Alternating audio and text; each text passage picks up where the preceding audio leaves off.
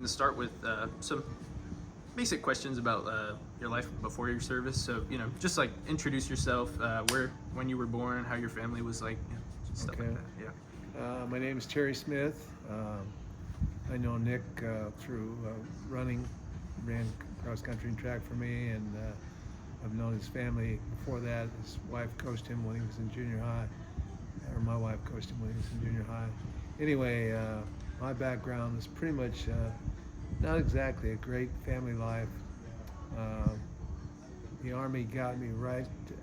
I'd been drafted once. I got out of it to finish college, and within 2 weeks of actually graduating, they called me again and said, "Hey, we got you now." And so I went in on a delayed entry situation where I got 3 months to kind of spend doing my thing before I went in. Yeah. So I went in August 20th, 1969, and it was not what I expected to make. Yeah.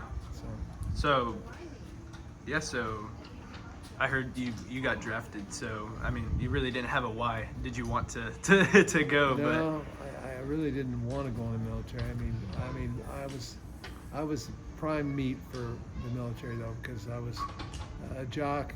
Mm-hmm. Had a fairly good academic average, was single, so I didn't have any entanglements. Yeah, that makes sense. And back in those days, they were looking for people like me. Mm-hmm. So, Yeah. So where were you the day that you got drafted? well, my initial draft notice came in. I guess it was probably September of '68. Oh wow. And I was in college. I was in my 5th year of college, and that was the warning sign, because back then you could get, I believe it was a 4S deferment, if I remember right, and that deferment was good for basically 4 years till you graduate from college. Mm-hmm. Now there are other deferments that you could kind of extend things, but that pretty much was guaranteed you know, as long as you stayed in school, you had 4 years to complete school. Yeah. And so then when I didn't graduate, that's when I got the draft notice in September, because I was in started my 5th year. Mm-hmm. And so I passed the physical and so on, and then I knew it was a matter of days. Until yeah. And but because I was still in college, I applied for extended deferment. They gave it to me. Yeah. But then I graduated, if I remember right, I graduated March 9th, March 10th of '69, and went with the baseball team on the southern trip. Was gone 11 days. When I got back, the letter was in the mail. You know, Oh, yeah. we know you graduated. They got And you, man. So that's when I applied for a deferment Yep. for 120 days, but I had to make a year commitment. Yeah. And that was also, I had to add OCS onto it, and I didn't really want that, but at the same time, I wanted to have one more summer free. Yeah. So I mean, what did your family think of Well, that you know, once you got drafted? I didn't really have any contact with my mom. Oh, okay. I mean, my mom and I Yeah. weren't close at all. So. Yeah. And my brother was in Alaska, and my sister was going to college. She didn't, and we weren't close, because she was Mm-hmm. born when I was a senior in college. She was born. Oh wow, yeah. So nobody else I was really close to family-wise that even knew that I was, you know. Yeah. And what did you know about the war, like before Well, you entered? you know, Like, did you have any preconceived notions Well, about it's it? kind of or- interesting, because as long as you're not involved, it is one of those situations where it really doesn't seem to affect you that much. Now, I knew a few people that had gone, but they had survived, Mhm. and but I knew it was it's a nasty war, because you'd see enough of it on television and so on.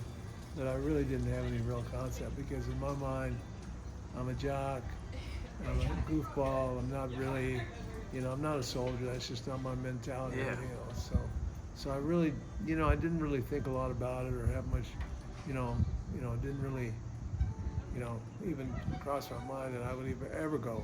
Yeah. It just seemed like it was a faraway place and a faraway concept. Yeah. So All right. So where did you end up doing your basic training once you did get drafted? basic training was in Fort Ord, California. All right. And I did my AIT, which is Advanced Individual Training. For me, it was Advanced Infantry Training. And so I stayed out there. I went from basic training, and we had a weekend pass, and then that Sunday I reported AIT, and AIT was a relative picnic for us after basic, because basic they just handled us. I mean, We had no free time, nothing. I mean, they just nailed us. Yeah, how was that training like for you? Well, for me as a jock, it really wasn't hard training. It was the harassment more than anything else. Just constantly, just nonstop harassment. They were always in your face, and they would get about 2 inches away from your face and scream, "You filthy maggot," with 2 or 3 curse words. Yeah. And then you'd be doing push-ups all the time. And all those physical aspects. I mean, I never maxed the PT test, but I was always within 10 points. There's 5 events, or 5 or 6, depending on which one you took, and I maxed them all. There was one event I didn't max. It was called a run, dodge, and jump. It was because I was a little bit slow with my feet, but it was basically jumping over a couple of hurdles and skirting around things and coming back. But I won every race in the mile. The mile was one of the events. I ran every one except the last one, and that was because I was burping tomato juice. Yeah. I had tomato juice that morning for breakfast. Oh man. But the 40-yard low crawl, the 150-yard man carry, the swing parallel ladder. Yeah. All those events I maxed them. So, and there really wasn't much academics. Yeah. Basic. It was pretty much all physical. All physical. To be able to, So I mean, do marching and and keep your no weapons education clean. or like. Yeah, so it was pretty much fairly basic stuff. Uh-huh. And as long as you could walk and chew gum, you're all right. Yeah. The real test of anything was the physical aspects. We'd have physical tests all the time. There was really no day off. Sunday morning we were allowed to go to church or chapel, but after that, we could have a PT test anytime. They could wake us up any time of day or night and have us out doing push-ups. And I remember running. They'd get us up usually around 4 or 5 o'clock at the latest in the morning, and we would be out running, laps around the drill field and so on. And the problem was, it was, you were full gear, and you were carrying a weapon, and which made it a little more difficult. Yeah, heavier. Well, a lot more difficult. Yeah. To be honest. But and then, like I said, they would play games with you. So there was one game where we came back from the rifle range, and drill instructors decided to play basically you're dead game. So they blow the whistle and you'd fall down dead. They blow it again, you stand up and run in place. Then you blow it again and you fall back down. So just games like that. So, Yeah. So. And so, like you were just saying, mostly physical. I mean, do you have any like even the most basic training on maybe Vietnamese history or anything? No, there's nothing like that. Oh, so wow. It was all pretty much just harassment and physical training. Yeah. So, all right. Yeah. So what was your MOS once you my did MOS finish? was 11 Bush, which is infantry. Yep. All right. Yeah. So that was at least the start. Now later on, after I went to OCS. After 9 weeks of OCS, they kept telling me when I was in OCS, we're training to lead 40 men in combat. And at the end of 9 weeks, they give you a chance. You can drop out if you want to. And I said, I haven't learned enough to lead myself into combat, much less 40 men. Yeah. So I dropped out, and they sent me I had a choice between dog school and sensor school. Mm-hmm. And dog school, you're automatically going to be a point man. Oh yeah, that's pretty dangerous. Sensor school, 98% of sensor operators are in air-conditioned offices. So I said, that sounds better. But I ended up being a point man without a dog. So I was that's dangerous. I was the 2% that they didn't mention. Yeah. So yeah, once you finished all your training, when did you deploy to Vietnam, and where were you stationed? Well, I went through the sensor training. Sensors were basically items that they would put in the ground, and we had various ways to put them in the ground, some aerial implants and so on. Yeah. And they would pick up moving ferrous metal is basically what they picked up. So it was a way, Secretary of Defense McNamara talked about putting an electronic fence across the DMZ and to keep the North Vietnamese from infiltrating in the south. Yeah. So sensor school was, learning how to operate these sensors and learning how to Was that implant pretty them and difficult? all kind of stuff. No, it wasn't real difficult. Oh, okay. They were complicated machines. Yeah. but basically you just put them in the ground and turn them on pretty much. Yeah. And the ones you airdrop, they once they hit the ground, they alert it automatically. But But I imagine the airdropping wasn't very accurate. Well, more accurate to have a person. It had to be putting it. pretty accurate. If it wasn't within 5 yards of the trail, it didn't. Didn't go off. It was worthless. Yeah. No, it would still alert. Oh, okay. But it would pick up. I'll talk more about it later. But it would pick up within. It would send a message back 50 miles away. Mm-hmm. But if it wasn't within 5 yards of a trail, it wouldn't pick up anybody moving along the trail. Yeah. All right. So, but anyway, I did that training at Fort Huachuca, Arizona. I had 2 weeks off. I came to Florida. I didn't even want to go home, so I didn't go home. Yeah. All right. I just said so I went from Fort Huachuca to Arizona or to Florida, and then I flew out of Jacksonville. I spent the time with my buddies down there, and flew from Jacksonville to San Francisco, and I was there about probably maybe 48 hours, and then we caught the bird. So that was we arrived in Vietnam. I think it was June 9th, 1970. All right. So, yeah, and once you got there, I mean, where'd they send you to? well, we came into I believe it was it's probably Hue. It was either Hue or pretty sure we landed in Hue. But anyway, all I remember is that we couldn't land because there was a rocket attack on the base, and so we had to fly it around. And we flew close enough to China, and we could see China. Oh, wow. And but anyway, we landed, and when you got off the plane, the first thing that hit you was just overwhelming heat. Heat, yeah. And so now, on second thought, it was probably not Hue. It was probably Long Binh. I think we flew in Long Binh. All right. Those are the two places where most people. Yeah.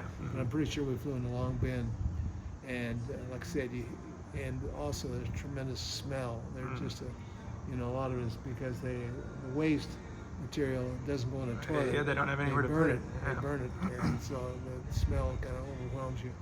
But the heat was real. And then, of course, getting off the plane, there was, I would say, probably 50, 75, 100, however many guys were leaving Vietnam, getting back on the plane. Of course, we got the new boots, the new camouflage fatigues, the new everything. And these guys look like they've been through, obviously look like war. You probably a little nervous seeing them. And they were, yelling out, effing new guy. So that was the phrase, So good luck, I hope you make it, that kind of stuff. Just making comments, because they were going home. Yeah. And so what happened, we were there a couple days, and they would have roll call 2 or 3 times a day, and every time there was roll call, they would call out people going to, certain places. And I think it was on the second day or third day I was there. It was basically a repo depot. That's what they called it. And they called out my buddy and I, because we had flown over together. We'd both gone through the training at the sensor school. They called out our names and said that, we were going to Quang Tri. And first thing we did when we broke out of formation is go over and look at a map to see where Quang Tri was. Yeah. And then also to see what our emblem was going to be, because everybody wants, and because everyone wanted the Screaming Eagle or the Flower Power or something patch that you wore on your shoulder. And we got over there, and the first thing we see our patch is the red diamond. And of course, in Vietnam, everything's camouflage, so it's a black diamond. It wasn't very big, and I thought, that's not very cool or sexy or anything else. Compared to the other ones, yeah. And then we looked, and Quang Tri is right on the border of North Vietnam. Our base camp was 9 miles from North Vietnam. Oh, wow.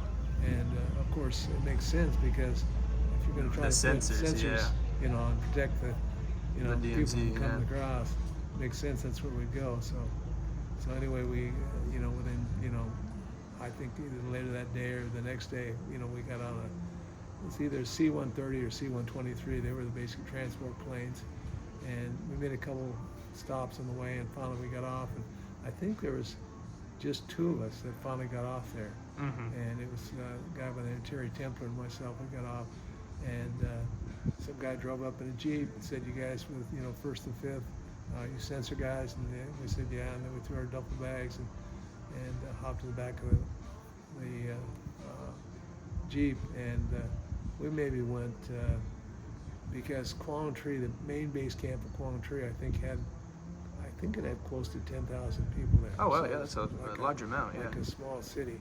And, you know, everywhere there's antennas poking up, and there were, you know, everybody lived in a hooch, and the hooch was basically pretty much of a shack, tin roof shack with tires on the top, and the sides there was screen wire and plywood. Oh, wow, and plywood floor. Pretty basic stuff. Yeah. Then next to all the hooches would be bunkers that you would go in case there was a rocket attack. Yeah. So that was our base, you know, where we actually lived when we weren't out in the bush. Yeah. So, do you remember the name of that base or no? yeah, it was just Quang Tri. It was called Quang Tri. Oh, Quang Tri. Okay. Yeah. Yeah. So now what happened was, after a day or so, we got called into the main, you know, it was called the bathroom, and battle area surveillance system room. It was a big bunker that had all the equipment in it and the officers and so on. And suppose it could withstand, you know, rocket attacks and so on, because it was really well fortified. And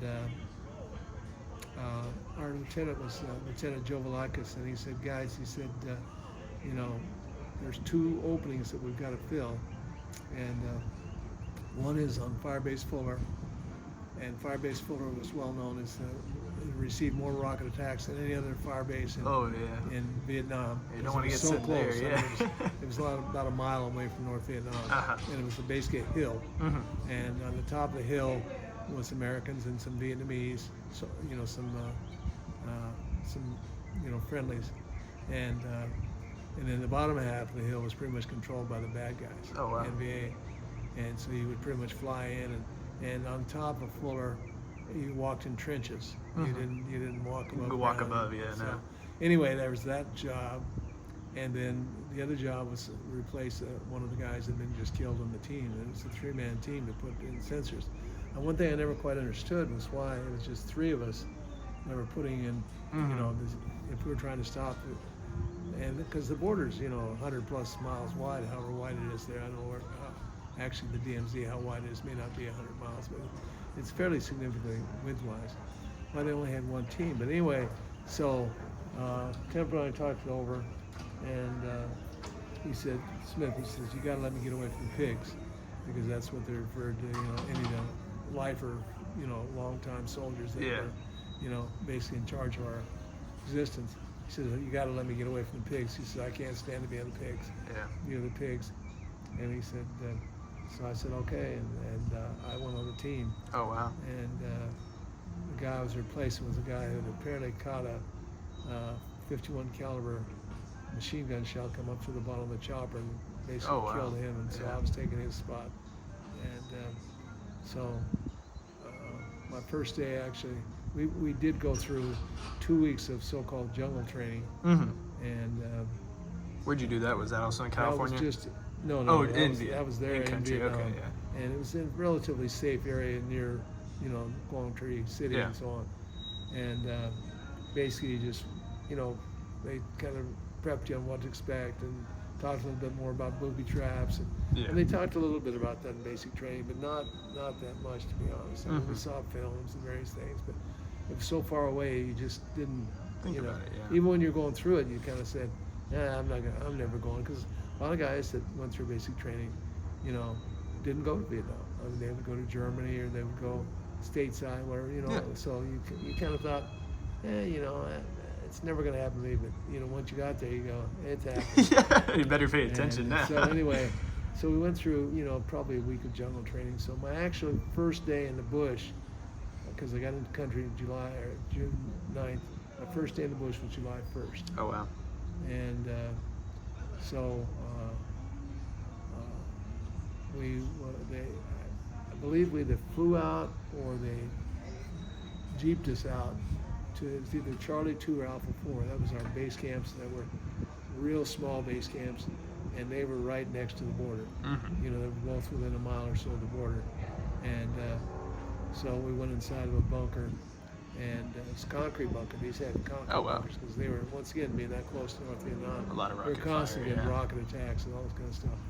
And so next day they said, you know, you're going out, you know, so we went out, and most days we would go out with armored people going along with us. We'd go with tanks and tracks, and what they would do is they'd open the gates, because most of the like Alpha 2 and Charlie 4 were probably, either one of them were about, I would say maybe a half mile around.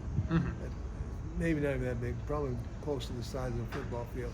And around each of the fire support bases would be, big guns, and like 155s, which look like telephone poles just about. And then they would have concertina wire, and they would have bunkers, all along, where people would pull guard duty every night. They'd be maybe 50 yards apart. And but then inside was the concrete bunkers, which is where, you sleep at night if you could sleep at all. Yeah. And it was basically just a dugout, like a basement. And then it was covered with concrete. And when we would go out on a mission, they would open the main gate, and then some people would fire with minesweepers, basically handheld minesweepers, kind of like metal detectors, would walk out, maybe a quarter mile down the road. Yeah. And just sweeping to see if there was any mines that had been planted during the night, because they were camouflaged. So, because usually when we went out and we'd go out with the tanks and the tracks, is they would go a little ways and then they would just jet off into the jungle. And so obviously, the gooks wouldn't know. I mean, no offense, but that's what we call them. Yeah. They would plant mines anywhere and everywhere, but at the same time, so the tanks and tracks would go out and then they'd jet off to the side, and that's what we did. We'd go out and jet off the side, and we'd just sit on top of the tanks and tracks. We almost never rode inside. One time I remember riding inside, we did get attacked. We stopped, and everybody got out and ran for the bushes. But we would just sit on top of the tanks, ride out, and then we would, whatever our mission was, and basically when we went out, we were the focus of the mission. Yeah. I mean, we were probably the only team, the three-man team, that would pretty much tell the generals. We had a general go out with us several times. We would tell the general what we wanted to do and what we were going to do, and he would just say, okay, we'll cover you, pretty much. And because the focus was trying to get these sensors in the ground. So first couple of days we went out, and the tanks and tracks would always fall right directly behind each other, because, if you wanted, maybe you decide, I'll just go a little way over here.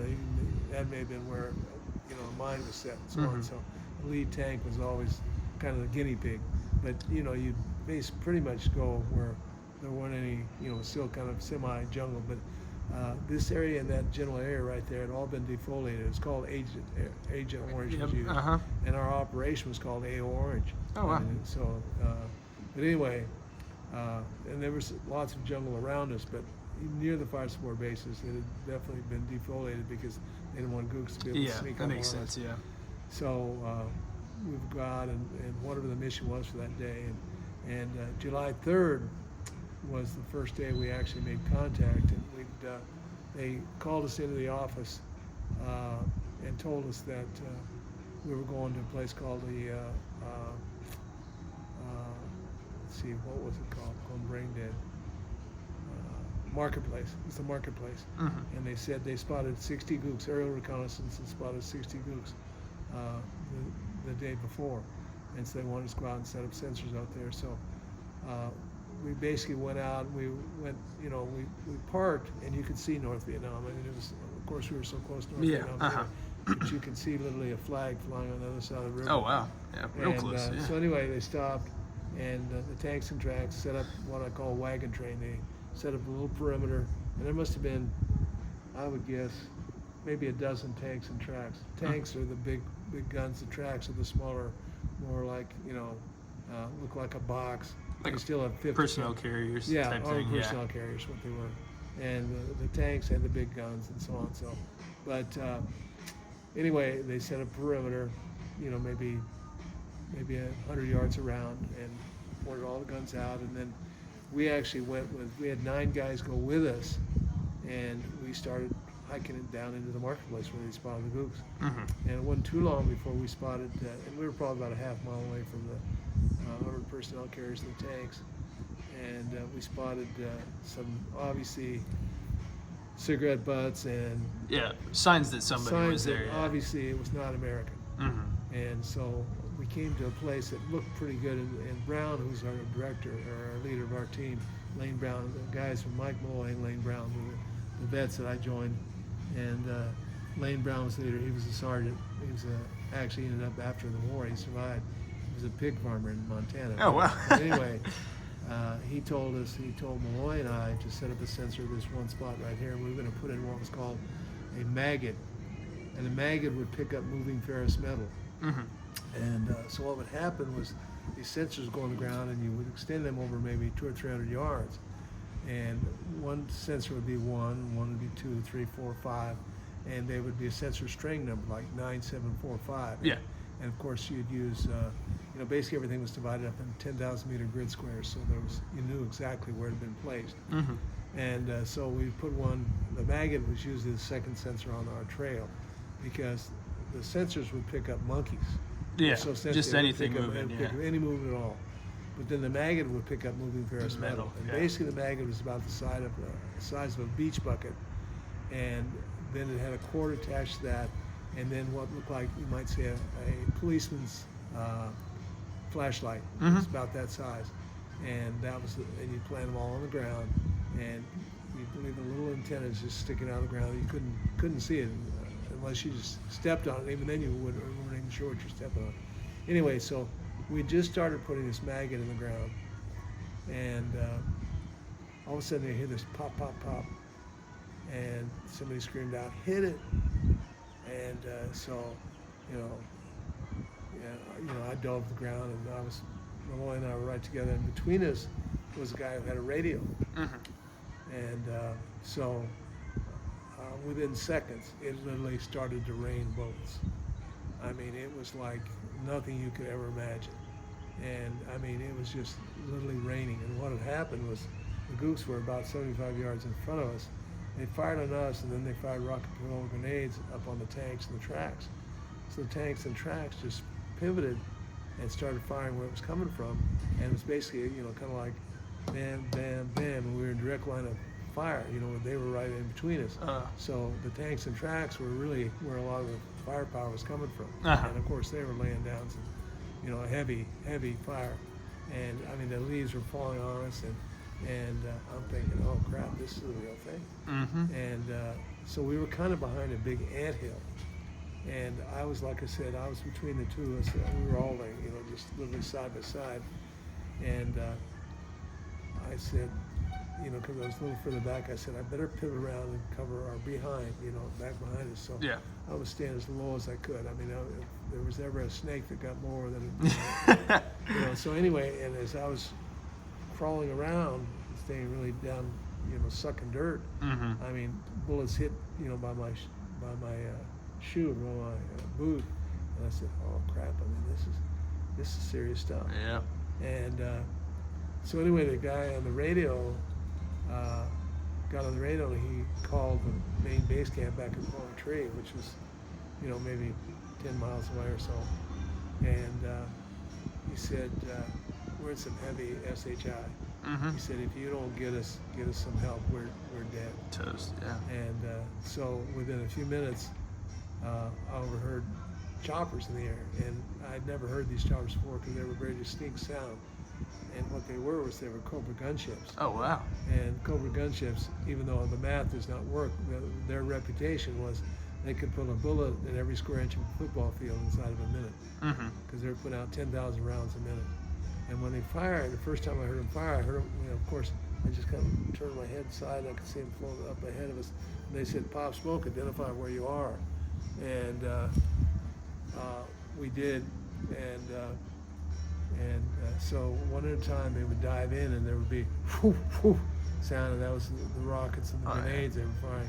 And then it would be zzz, zzz, and that was the miniguns firing, because there was no break in the sound. I mean, when you're putting out 10,000 rounds a minute, it's not a da-da-da-da-da. Yeah, no, it's that's just one going pretty solid fast, sound. yeah. And then they would pull up and, and fly, and then the next one would dive. And after about 45 minutes of doing that, everything in front of us is on fire. I mean, all area. And somebody says, all clear. And I mean, none of the three of us fired our weapon one time. Yeah. I mean, we were just, of course, you didn't dare raise your head. Yeah, you don't want to do that. But all the gooks, were either burned out or chased out or something else.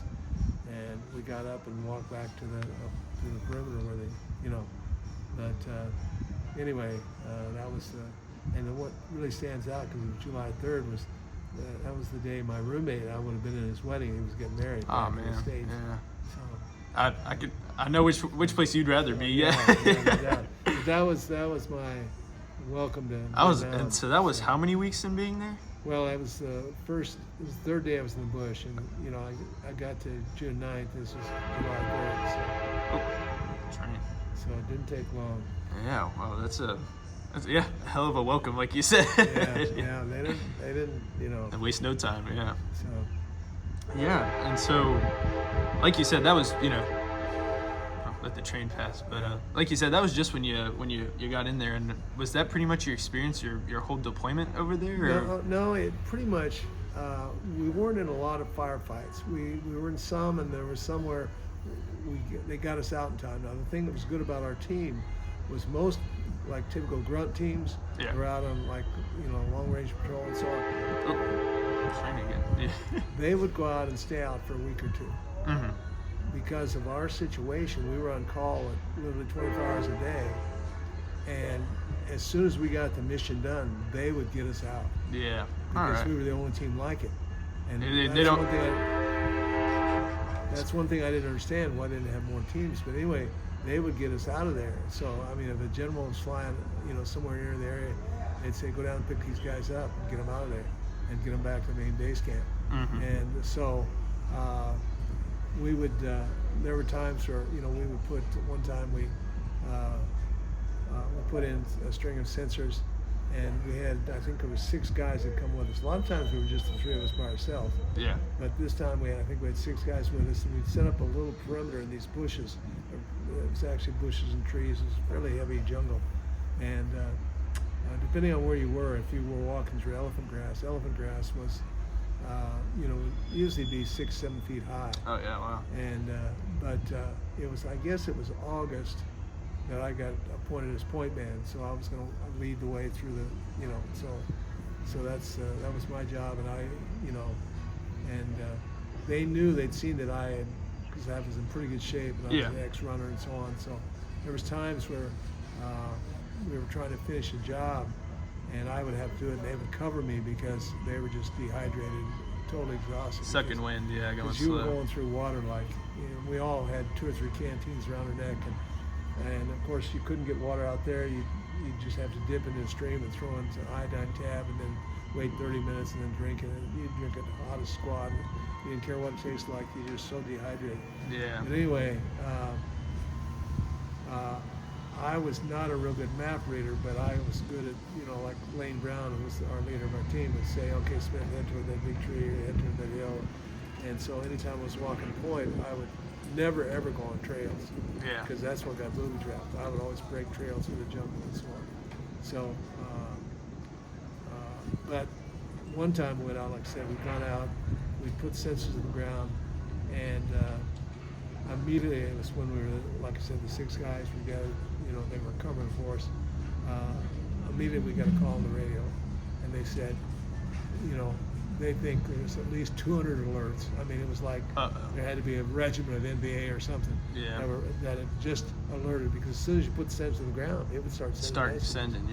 So, said, you guys need to get out of there as soon as you can, and there wasn't a chopper that could come and get us or anything. So, the guys, the 6 guys were with us, a couple of them had machine guns, because we never carried machine guns. We just pretty much stayed with, our M16s, and we always took lots of ammo, but pretty much that was all we carried. And because once again, we weren't planning on staying out for a long period of time. So I remember them telling us, "We're going to cover you guys. Head just over the rise. There's a ditch lower, a fairly good size. Well, it's actually a creek bed, and it's kind of covered on one side. And, head out that way, and we'll cover you, and we'll be right behind you." And so we took off running, and so we got out without any problems. Oh, good. I mean, and there were times where, one time we're coming back in from the mission, and we were happy to be riding inside of a APC, and we got, hit, and so of course the driver of the APC, because those things, they look like they're pretty strong, but they don't, bullet, they're easily penetrated by serious bullets. Yeah. And so anyway, we all bailed out, and I ran over and jumped in it was a crater of a B-52 bomb. Oh, wow. Probably a 250 or 500-pound bomb. And then when we got the all clear, and I came out of the, basically out of the hole, yeah. Everybody said, Smith, we thought you'd gotten killed. We hadn't seen you. We didn't know where he went. Oh, man. So, but then, like I said, there were numerous situations like that. Most of the time, we didn't make actual contact. Most of the time, we would get away before, or they would be around us, and just harassing you guys, kind of. And one day we were out, and we actually went out with a company-sized unit, 100 guys. We had 100 guys with us, and we were, the mission was to get sensors in. Once again, I don't remember exactly where, but anyway, they basically were setting up perimeters and so on. And usually when we would pull up into any area, when we've gone with tanks and tracks, they would do what was called fire by, basically by just blowing everything apart. Yeah. So all the tanks and tracks would line up, and they would just blow everything in front of us. Just, we might go through, 10,000 rounds of ammo inside of 30 seconds. Oh, wow. But everybody's just shooting in the jungle there. But anyway,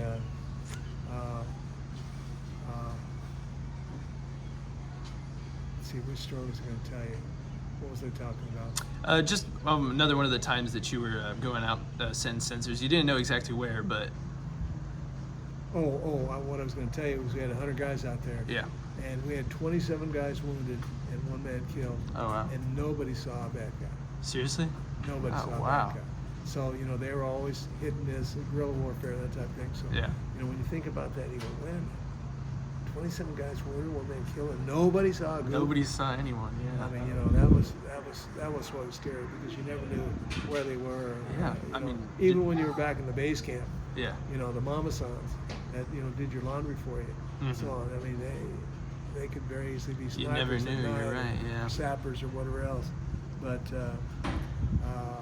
now one time we went out. It was actually Valentine's Day.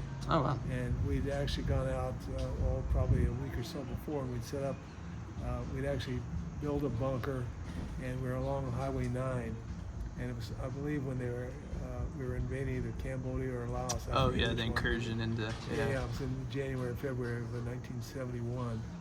And so anyway, we'd set up on the hill, and every night we would pretty much just kind of watch things going on, because there would be firefights down below us. There'd be, planes flying through and dropping, napalm and various. I mean, it was pretty weird. I have some pictures somewhere. I'll have to take them out sometime. Yeah. Of napalm being dropped. You can see the fires bursting. Oh, wow, yeah. But anyway, we set up, and we were there probably 3 or 4 days, and we'd build a bunker, and they'd gotten us some the big heavy metal sheeting that we put over the top of our bunker, and then we put sandbags over the top of that. And so we pretty much lived inside there, and pretty much every day we just kind of take it easy. Yeah. Sit up there, because nothing was really going on, and finally the call came. Okay, we want you to put in sensors across the way, on top of this hill. And so they actually picked us up from the top of the hill, but they dropped us off down on Highway 9 on the road. And said, there's no way we can drop you off. The jungle is too heavy. It was like triple canopy. Oh, wow. And so anyway, we got, we usually would carry anywhere from 50 to 70 pounds worth of sensors, or, whatever it might be, on our backs. Yeah. And so, I was going to walk point as usual. So I started breaking trail, and it took us about 4 or 5 hours. Well, actually, as long as that, because I think we started out around 10 o'clock or so in the morning. It took us about 6 or 7 hours to get up to the top of this hill. And we got up, and I remember taking my rucksack off, because I had all the sensors, or at least I had my portion of the sensors. And Brown got a call, and he said, there's a regiment of NVA within 200 yards of me coming over the top of the hill. You guys got to get out of there right now. Uh-huh. And so Brown said real quickly to me, he says, you sweep on the way down. And by this time we'd expanded to a 5-man team. Okay, good. And so I walked point on the way up, and so on the way back I was going to be sweeping. I kept thinking, I hope these sensors protect me, because I'm going to get a bullet in my back. Yeah. Because I knew the suckers were coming. And so we literally ran down the hill. And all I remember is that night and we almost never, once we were on this team, we never pulled guard duty because they wanted to keep us ready to go at any time. And so the only time I pulled guard duty was like my first week in Vietnam. Otherwise, I've never had, which is unusual. Mm-hmm. Usually every grunt or some reason, so would have to. But anyway, I remember that night, none of us could sleep. I mean, because we were so just like, and we realized how close we were. Well, yeah, all the adrenaline and all that. Yeah. So that was February 14th, 71. So,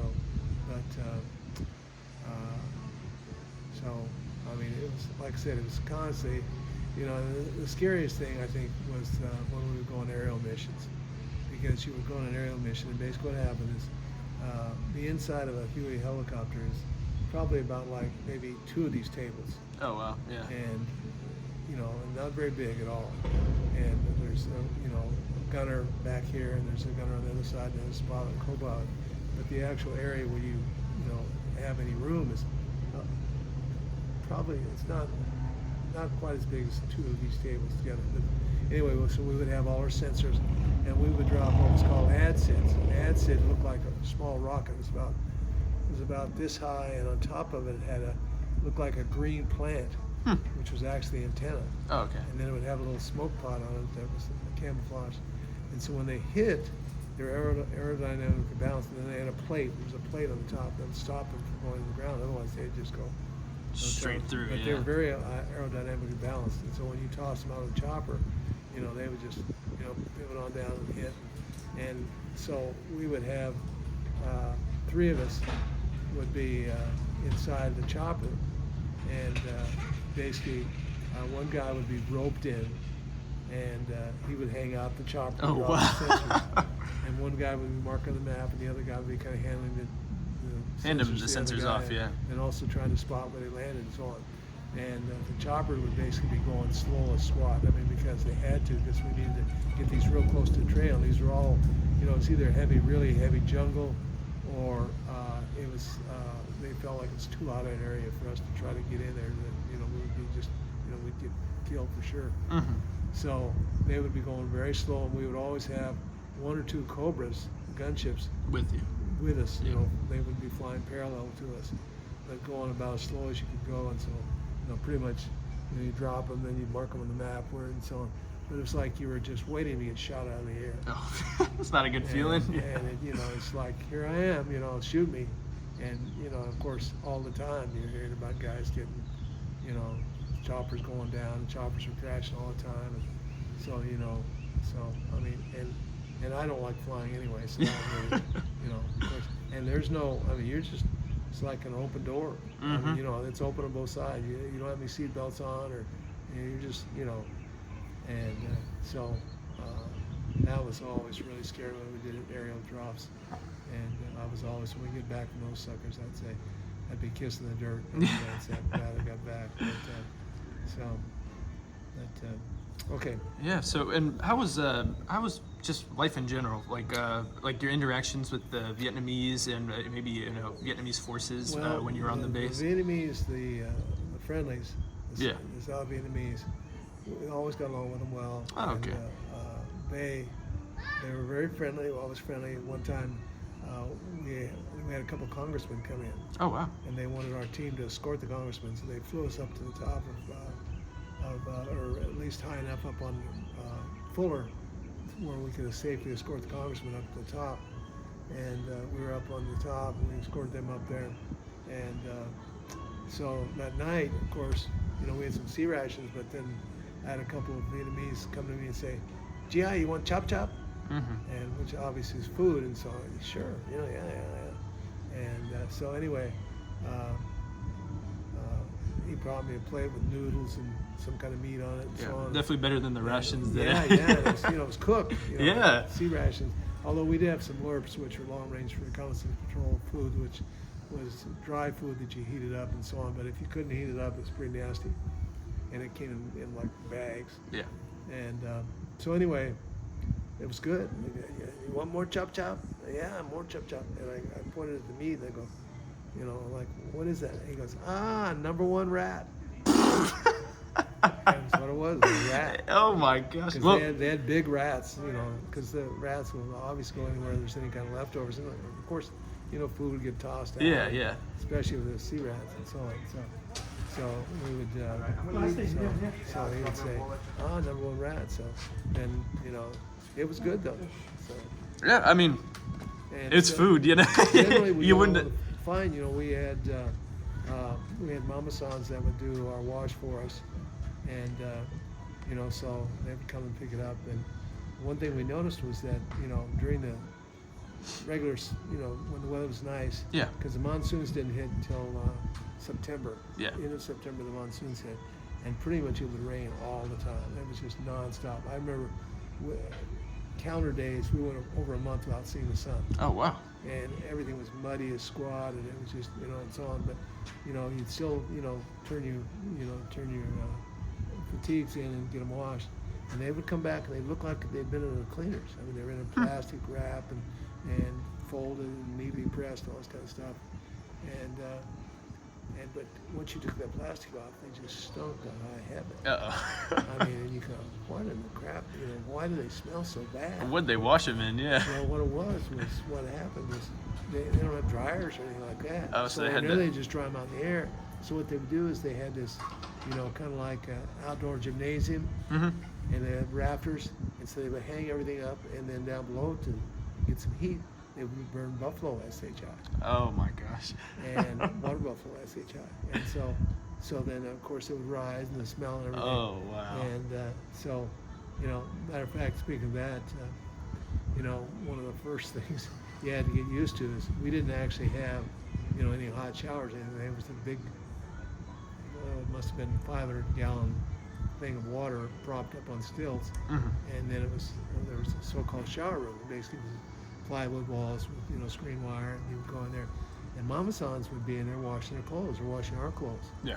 And so they'd be squatted down and washing and so on, and so you didn't say, hey, mama son, get out, because so you would go in there, and at first you're kind of but imagine after you're there long enough, you don't care. You just want to get a shower. Yeah. And of course during the monsoon season, which basically was end of September to January, pretty much, was it was cold as squat. Oh, really? Well, it was cold. I mean, it would be like Florida. Florida's 45-degree temperature is cold as squat because of the humidity. Oh yeah. And Vietnam is just very, very humid. That's why everything grows so well. I mean, like when there would be times when we would hear what they call arc lights. Arc lights are B-52 bomber runs, and they would be running over, going somewhere in the North Vietnam or somewhere, nearest, and they would drop a bunch of bombs, and the ground would literally shake. And afterwards, everything would be torn up because we'd gone in some places where they'd been torn up. But eventually, what happened was they would turn into, from the sky, they would look like a giant donut, because there would be the sand where they'd blown everything out, and then there'd be water in this hole, because the hole would be 8 or 10 feet deep, and because depending on what's a 500-pound bottle. But anyway, there'd be a hole, and then all around it'd be green, and so it kind of looked like a giant donut in the sky. And so it's one of the things that you saw, from the sky anytime you were flying, anywhere you would see all these look like giant donuts. Donut holes, yeah. You know that a B-52 bomber had gone through there, and they would be, spread out through the place. But the people, by and large, were friendly. It's just you never knew for sure who you could trust. Yeah. And they were basically, and we get to know some of the guys better than others. And we had what was called, I forget what they called him, but he was basically a former North Vietnamese soldier who had defected, and he would be our scout. Oh wow! And would go with us, and sometimes we'd go on missions and so on. But by and large, and I remember one time that it was us, the three of us, and we had one tank. The tank was following us. It was kind of an open area. The tank was following us everywhere and kind of covering for us. And so But it was weird. But overall, the people were very nice. Very nice. All right. And so on. So. But, yeah. Go ahead. Yeah. All right. So when did you end up getting out and finish your tour of duty? My last day of being part of the team was March 1st. Mm-hmm. So, he called me in and said, prior to that, one of the good things that happened with me is, I call it good because it increased my paycheck even though my paycheck was really bad. I basically went into country as an E1, and when I went in, I was promoted to E2, which is, basically you're still a nobody. Yeah. And then because I was on the team, I got promoted a couple more times, so I was up to Special 4, so it was E4. And then the word came down they were going to have a board for applying for being a sergeant, which was E5. And of course, every rank you go up, you get a little bit more money. Mm-hmm. And so I said, I want to be on the board. And they said, no, you can't be on the board. So our executive officer told me, no. So I told him, and this was totally unlike me, because other than that, I would just put up with any kind of crap and keep my mouth shut. I said, if I don't get a chance to go on the board, then I'm off the team. And they knew it was a volunteer team, I didn't have to be on the team. Yeah. I could be sitting in the office somewhere reading sensors. Mm-hmm. And so I walked out of the bathroom, and I wasn't 50 yards away, and the staff sergeant came running after me. Smith, LT says you can, take the test. Basically, it was what it was taking a test. Yeah. And so anyway, there was, I think, 25 of us took the test, and both my roommates, they were my guys that lived in our hooch when we were back in the base camp. We both passed the test, so all three of us got promoted to sergeant. Oh, wow, good. So yeah, we can start back up now that we're in a quieter place. But anyway, I got promoted to sergeant, which made a little better paycheck, but a little bit more responsibility. And the story I was going to mention earlier was that I'd forgotten about this, but this is one of those things you never know when it's your day. I mean, couple quick stories here. One was guys everybody would wear a cross, and that's the magic token that's keeping you alive. And then there were a lot of people who would never take a picture, every picture taken. Oh, wow. And one of the things that we always did when we would go out in the bush is everybody would take a camera, a little pocket camera. Mm-hmm. And I can remember times where, we'd be, humping through the bush, and, usually trying to be fairly quiet, and I'd hear somebody behind me go, psst, psst, Smith. I'd turn around, somebody had a camera. One of the guys. But anyway, what I was going to tell you earlier was about the base room. We had guys that were basically they're full-time. We call them rifle platoon, although we jokingly call them a rifle cartoon, because all they did was they pulled guard duty, and that was their job. And there was like 20-some guys, and so they would every night they lived on base at Quang Tri, and then that night they would go out and pull guard duty, and then they come home and sleep during the day and so on, and then go back out at night. That was their full-time job. They never went out in the bush or anything else. But anyway, one day they were out test firing their weapons, and somebody either stepped on a booby trap or his command detonated. And out of the 20 guys they had there, 9 guys were wounded, 4 were totally unscathed, and 7 guys just totally disappeared. Oh, wow. The biggest thing they found was like thumbs. Oh, wow. And that was that like right outside the base? Right on the base side of the base camp. Oh, my goodness. Basically. And so obviously it was either a bomb that had not, gone off, or they just set up a booby trap. The bad guys set up a booby trap, and apparently the guys went to the same place every day, test fire a weapon, because you want to test fire, make sure, when you shoot at something, you're actually going to hit it. It's all sighted up. And make sure you're sighted in and so on. So, but they picked up a piece of the 7 guys, and I remember I was out in the bush when I came back and heard about that. Another time, we were actually standing in chow line. It was either Alpha 4 or Charlie 2. We'd come back in from a mission. We were at one of the fire support bases, and I must have been, there's probably 15 guys standing in chow line, and sometimes the gooks would send in rockets right when we were getting chow. Because they knew, and so then everybody scattered to one of the bunkers and so on. So anyway, I'm standing, I'm looking up ahead, and I see a guy. I go, man, that guy looks familiar. Really looks familiar, and and all of a sudden I go, wait a minute, that's Rick James. He was on the wrestling team in college, with me. Oh wow! And so I got out of line and I go, hey. He goes, Smith, what are you doing? What a random place to see anyway, but that was the last time I saw him, because 2 weeks later he got blown away. Oh, I'm sorry. He was a point man. Yeah. And but it's a shame because he was on a full scholarship and he was a freshman. Oh, wow. And he did a real good wrestler as a freshman, then he decided to drop out and ended up going and got drafted or whatever. But so you never knew, when it was, if you were day or not day. But what I was going to also tell you was that I was right in my free time. I did two things. At our base camp, we actually had an old handball court. Oh wow! It was a wooden handball court, and so I just learned how to play handball right before. I mean, that had to be divine intervention. Yeah. Anyway, you just would have been bored out of your play, mind if you didn't. So I would go out and play by myself because I had nobody that would play, and I would just practice, handball basically, and burn off some, extra psychic energy or whatever. But anyway, now I'm going brain dead. What story I was going to tell you? Well, before we got interrupted outside, I was just asking, towards the end of your time in Vietnam, and you were saying, you got on the board, you got promoted, and then they took you off the team and they put you in the bathroom. In the bathroom. And the bathroom basically was a room with just all these machines, and you would just basically sit there and basically try to stay awake. And you did stay awake because you knew how important it was. Yeah. But now I'm trying to think, what story was I telling you? Senility here. Yeah, it's all right, Coach. Let's see. What was I going to say?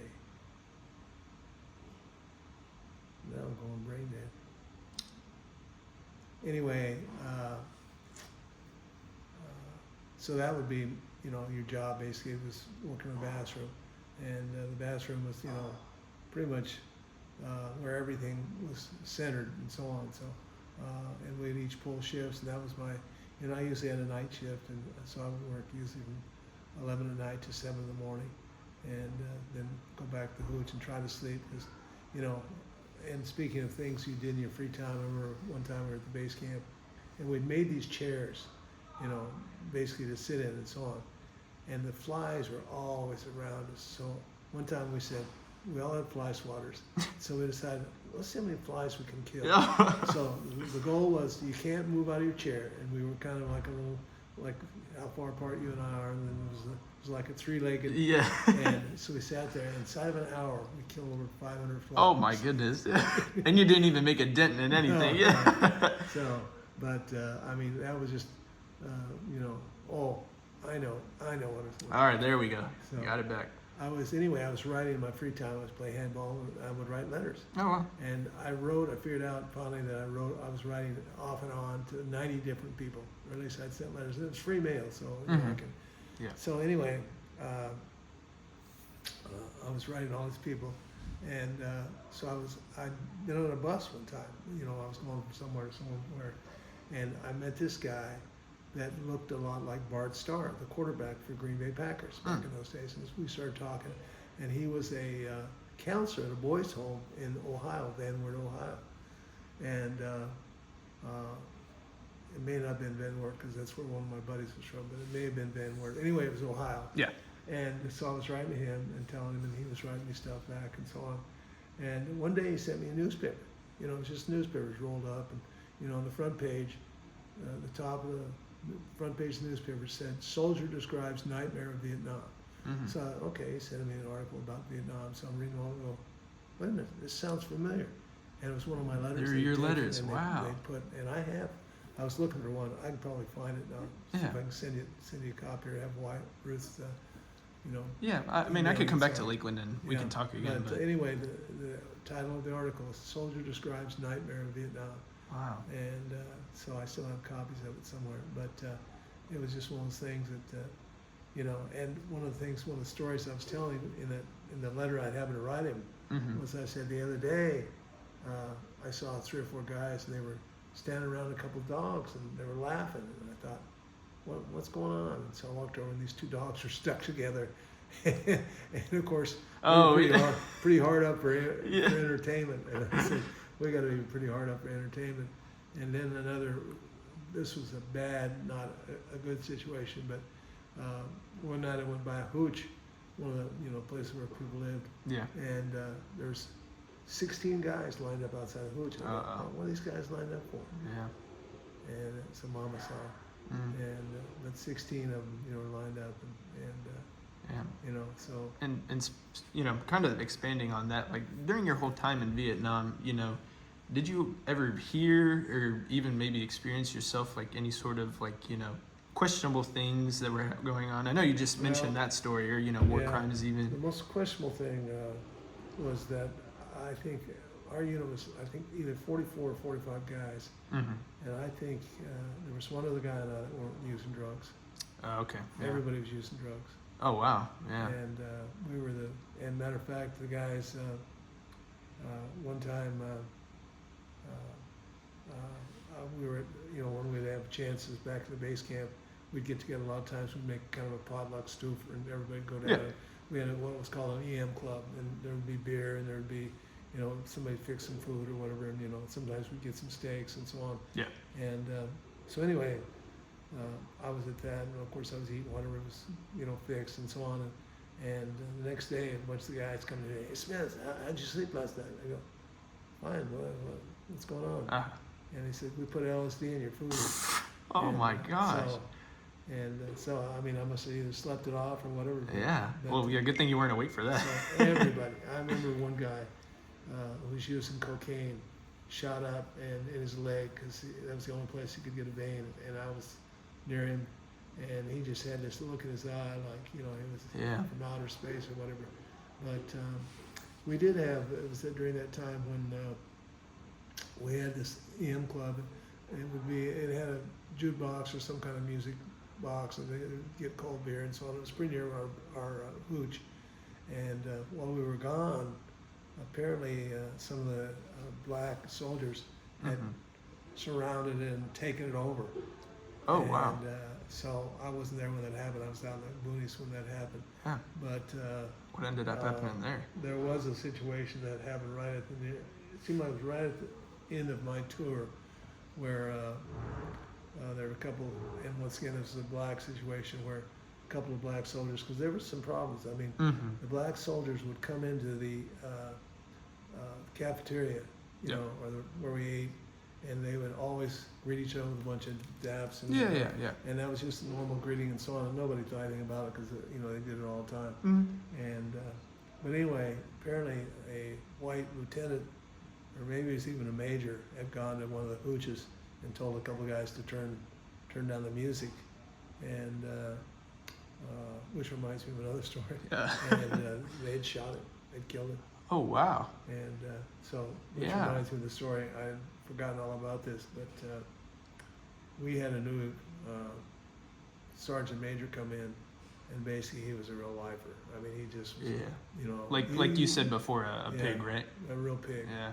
And we would come back in from a mission, we'd be dead tired and nasty as squad, and he'd want us immediately to be shaved and shoes polished, boots polished, and all this kind of stuff. And so guys got tired of it, and some of the guys on the team, I was not directly involved. Yeah. Some of the guys on the team, first of all, I put gunpowder in his ashtray. Oh wow! And so that kind of got him alert. And then they booby-trapped his door of his hooch, so when he opened it, the door literally blew off. Did it get him though, or no, it didn't. No, okay. But that's when he had the meeting. Oh and wow! He had a meeting with everybody. He was very apologetic and. Oh yeah, I imagine. now he wants to. He knew that, because that was the day. That was the days when, guys got fragged. Out in the middle of the battle, somebody would get fragged. If you had a problem with somebody, there had been numerous soldiers who'd gotten fragged because, out in the middle of a battle, you never know. You never know what's happening. Yeah. Who knows where the grenade came from and so on. So, but he realized that we were serious. We just said we don't want to. We want to be able to not have to go on police call because there would be in police calls where you go around and pick up all the cigarette butts and all that kind of stuff. Yeah. You know, you were tired and you just been, you know, in some kind of combat situation. He wanted you to look pretty, and you know, so I mean, like I said, you know, it was one of those eye openers to him, and he backed off, and so on. So, but there was so there were some things where, you know, obviously, you know, it was, you know, it was you saw the worst in human beings. You didn't see the best. It didn't bring out the best. Yeah. So. Yeah. So. Yeah, so I mean, what you? Oh no, you're fine, Coach. I know you're getting some messages. Busy man. Yeah. I'll answer. Yeah, but so yeah, you're getting towards the end of your time in Vietnam. What year did you end up getting out? Well, I got out. You know, basically I got out April 30th, so I made it just about 11 months. And we got an early out. And if I would have extended for 2 or 3 more months, I could have gotten out totally out of the military. But I just said, hey, you got to get out of there. I mean, every day. And I mean, I was so convinced that I was still going to get killed because I was sure I was going to get killed. And because I remember, well, what had happened was before I went to Vietnam, I'd spoken in a sorority at the University of Florida. And I was a new Christian, and I talked about, I said that if God wanted to use my life to reach others or my death to reach others, that was fine. Well, when I got over there, I decided I didn't want to die for anything. It was, the talk was cheap, you know, when you're back in a nice sorority with sweethearts looking at you. And so I was convinced that I was going to die. Because then I've got to admit, you know, and people may laugh at it, but Satan literally was talking to me every day. So Smith, hey, you want to die for Christ? Yeah, okay. Maybe today will be your day. You know, you get blown up by a booby trap, your chopper will go down or whatever. And there was a constant, just mocking voice. Matter of fact, when I went on my R&R, I went to Hawaii and I met a girl that I was dating. And but I was, well, first of all, I missed my first plane. I was supposed to take a chopper and go down to, I guess, go to Quang Tri or wherever, Quang Tri City, where the airport was, and then fly to Hawaii, and I purposely missed it. And then I came back back into the bathroom, and Joe Velakis, the lieutenant, says, "Smith, what are you doing here? You're supposed to be on that plane." Yeah. And I said, "I just can't go. I just can't go. You know, put me back on the, you know, whatever." And he says, "You're going." He says, we got to get you out of here. Because I think he thought I was cracking up, and maybe I was. I don't know. So anyway, they brought a chopper in. It's probably the next day, and they personally flew me down to Da Nang. Oh wow! To get on the plane, and but the whole time I was there, all I could think about once in a while was, I got to go back.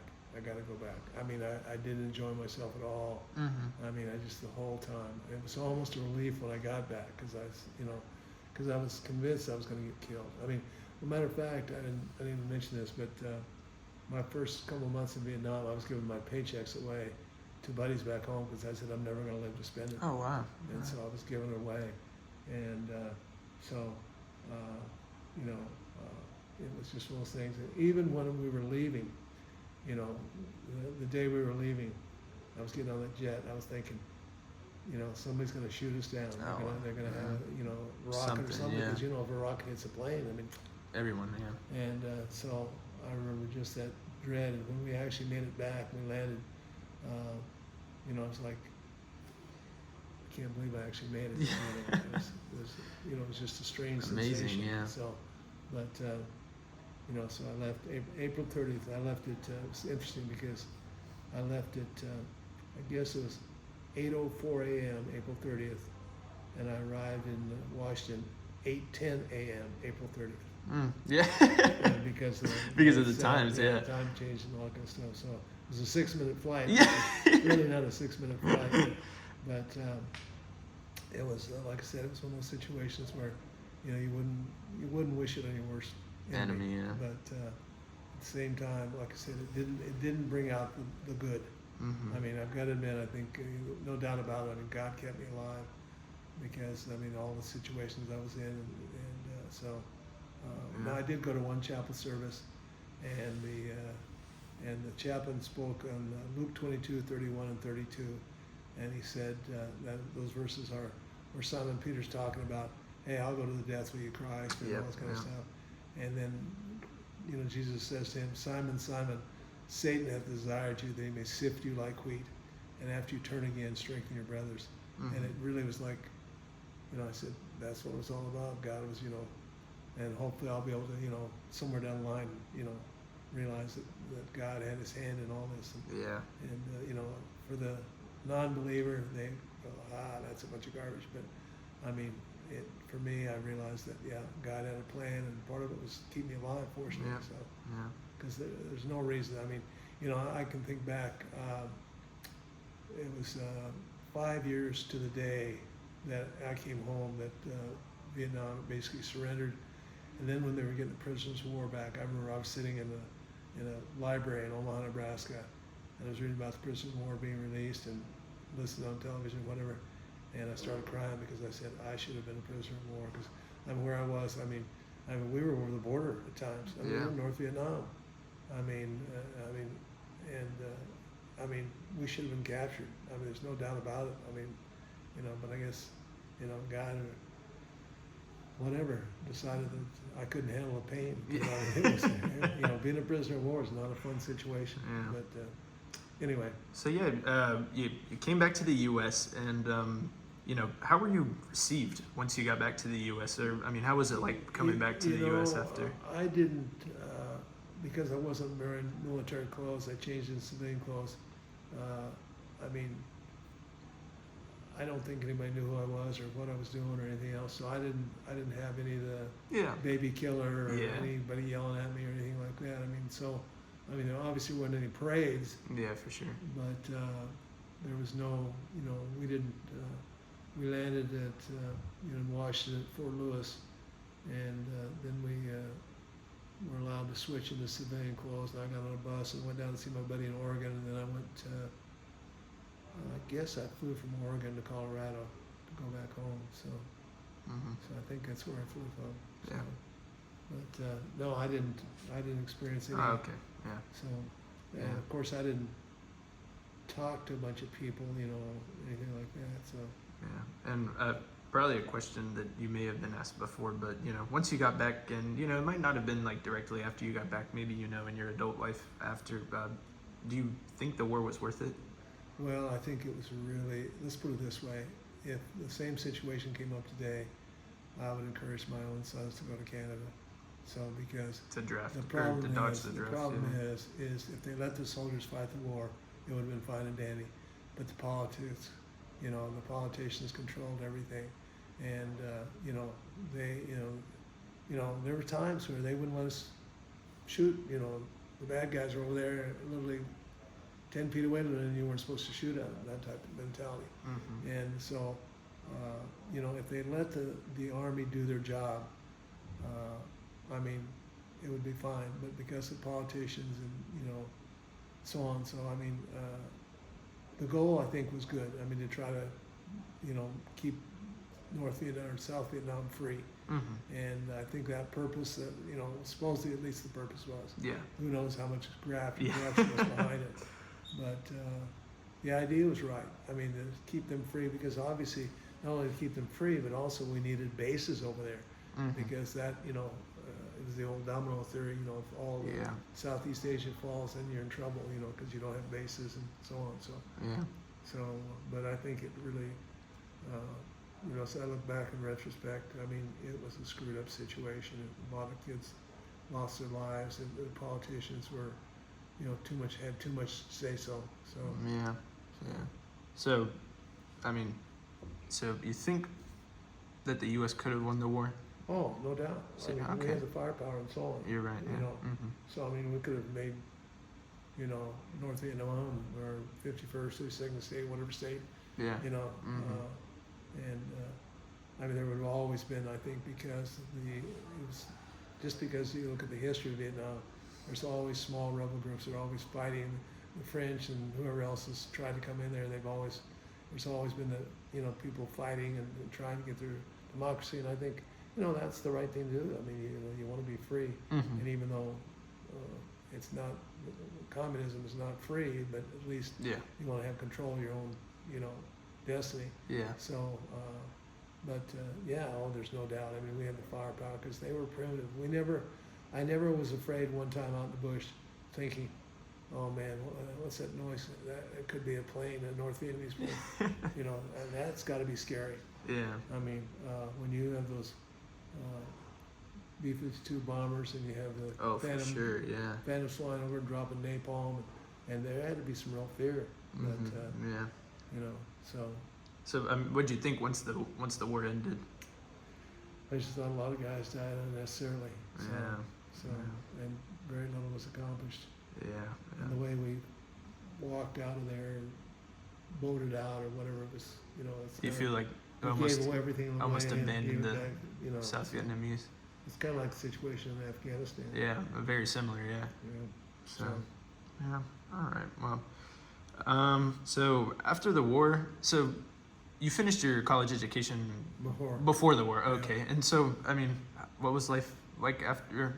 Maybe directly after. I was originally stationed at Fort Sill, Oklahoma. Okay. But as soon as I got back, I took a month leave. I went down to my buddy's wedding in Gainesville, Florida. Oh yeah. Mm-hmm. And then went back out to. Then I was changed. My station was changed to Fort Riley, Kansas. Mm-hmm. And immediately when I got to Fort Riley, we started training for what's called Reforger, which is the return of forces to Germany. So basically, we played war games and got ready. And then in September, I guess it was September or late August, we flew to Germany, played war games for a month. Then came back, and then it was right after I got back, so probably around November, I met one of my old buddies. Well, it was a guy at least I'd known in college, and he says, "Hey, I'm looking for a post-entertainment officer. Would you like the job?" I says, "Well, what do you do?" He says, "You just go around and set up for concerts, and then go to the concert and see how many people showed up, and a pretty easy job." And I go, "Hey, sign me up." Yeah. So I got out actually got an early out. I got out in February of 72, and so I was the last few months I was a post-entertainment officer. All right. And then from there I went through half a dozen different jobs and chased half a dozen different girls. And Yeah. so, Yeah. All right. So what do you think of the politicians and all the stuff that was happening on the government level while you were in the service? well, I found out just a lot of politicians are liars. Yeah. They'll say whatever they can to get votes and so on. Mm-hmm. And I mean, I think there's some legitimate politicians, just like the military. There's some of the guys in the military are legitimate, and others are just looking to move up another rank and so on. So, but basically, I was just living to get out. Yeah. Surviving to get out. Now, I've got to admit, like even when I was in Germany, I would have enjoyed it more if I hadn't have just been so tired. You went through a lot. Yeah. After being through the real war, the last thing I want to do is play war. Mm-hmm. And because Germany was, had a lot to offer. I mean, as far as we just played war during the day, and then in the evening we'd camp out and, take it pretty easy and so on. So we didn't really have any serious stuff to do. Yeah. And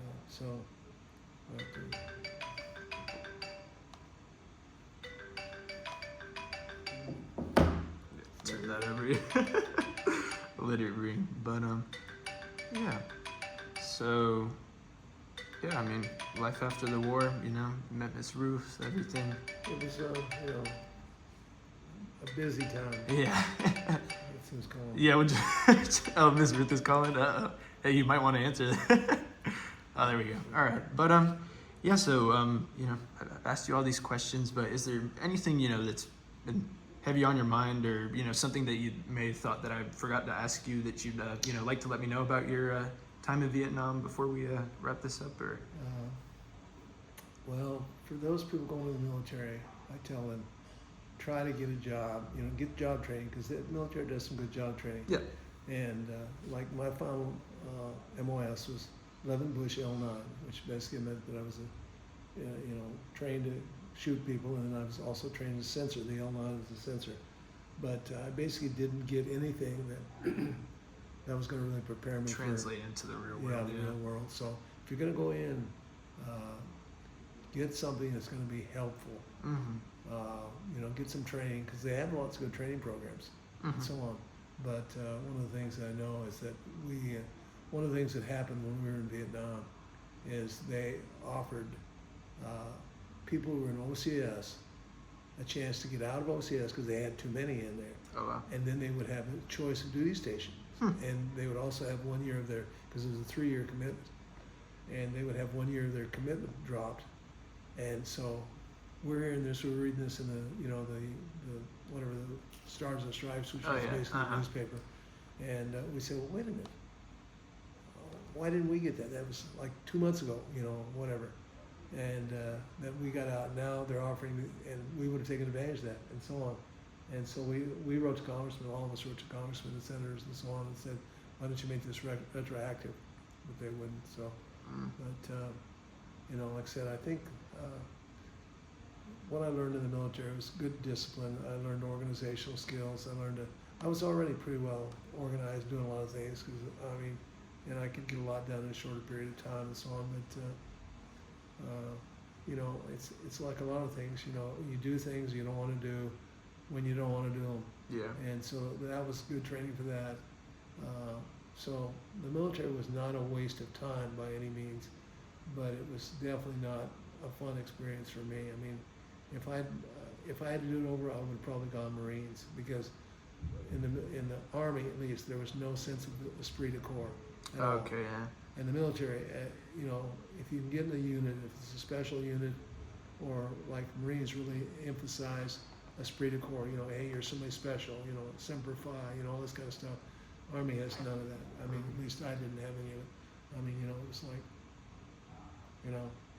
no sense of team or anything at all. I mean, when we were in Vietnam, we stuck together as a team and so on.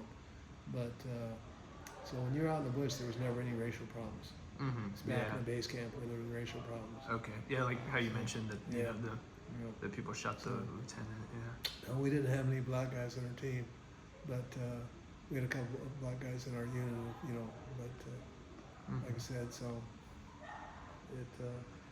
so I would encourage people in the military, and now they pay fairly decent. Yeah, they do pay very well. So it would be, I'd say it's a career to consider, but get in something that, is going to, pay off in the future, that type of thing. Yeah. And even as a single person now, though, you could make pretty good money because you're living on base, and they're paying for everything. They pay for health and food. Yeah. So, and I think their rookie are probably well over $1,000. Yeah. Wow. So. Yeah. All right. Well, like I said, if you've got anything you want to add before, I think that was pretty much it, though, right? Yeah. I mean, I'm sure I'll think of 100 different stories that I didn't tell you that. Well, you did a good job. You remembered a lot of things, so thank you, Coach. Well, anyways, again, thank you very much for agreeing to do this with me. Thank you very much for also, sharing all your stories. You're welcome. I'm surprised I remember as much as I do. Because as I'm talking, I go, what was that? Where was that, or what was that called? Yeah. But it was, like I said, it was definitely an education. So, and I'm a better person for gone through it. It was one of those things like, going through some type of surgery. You go, do I really have to do this? And you're going to be better off afterwards. So, war is not, and one of the things I would say is that if you think you're Sergeant Rock, when people are shooting at you, you're not Sergeant Rock. It changes. It's easy, when things are fat and sassy, to talk is cheap. Yeah. So. Yeah. All right. Well, thank you very much, Coach, and appreciate it. Thank you. Yeah.